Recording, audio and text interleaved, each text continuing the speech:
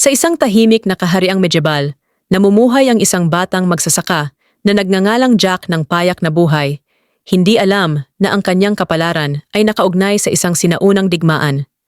Noon pa man, ang mga higante ang namuno sa lupain hanggang sa sila'y mapalayas ng mga tao patungo sa kaharian sa kalangitan at tuluyang maisara ang daanan sa pagitan ng dalawang mundo. Nanaig ang kapayapaan sa loob ng maraming henerasyon hanggang sa muling magising ang tadhana. Nagsimula ang paglalakbay ni Jack nang makilala niya si Prinsesa Isabel, isang masigla at matapang na maharlikang nagnanais ng kalayaan sa labas ng mga pader ng palasyo. Sa isang di inaasahang pagkakataon, ipinagpalit ni Jack ang kanyang kabayo, kapalit ng ilang mahiwagang buto.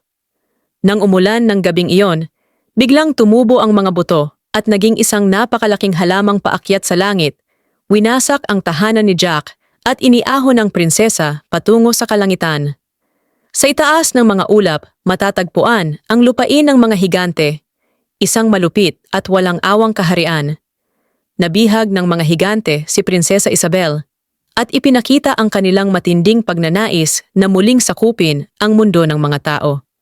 Kabilang sa kanila ang isang mapanganib na pinuno na may hawak na korona na may kapangyarihang kontrolin ang mga higante, isang sandatang kayang gawing hindi mapipigil na hukbo ang mga ito. Samantala, sa mundo ng mga tao, sinisi si Jack sa nangyaring sakuna, ngunit sa halip na tumakas, pinili niya ang maging matapang. Sumama siya sa isang misyon ng pagsagip na pinamumunuan ng mga matatapang na kabalyero at matatapat na sundalo na umakyat sa napakataas na halamang paakyat sa langit, kahit batid nilang marami ang maaring hindi na makabalik.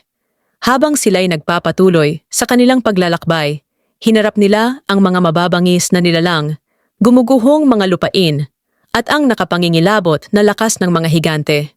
Samantala rin, unti-unting nabubunyag ang pagtataksil sa loob ng kaharian ng mga tao.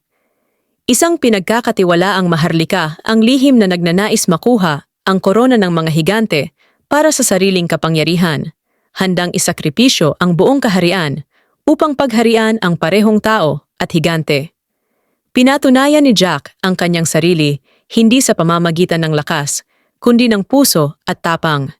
Isinugal niya ang kanyang buhay upang ipagtanggol si Isabel at nabunyag ang katotohanan sa napipintong pananakop.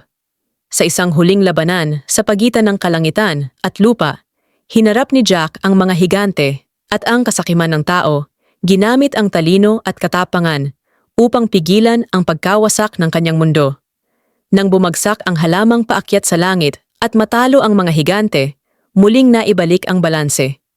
Bumalik si Jack hindi na bilang isang simpleng magsasaka, kundi bilang isang bayani na mananatili sa alamat. Isang paalala na kahit ang pinakamaliit na tao ay maaaring maging dakila kapag ang tapang ay nag-uugat sa puso.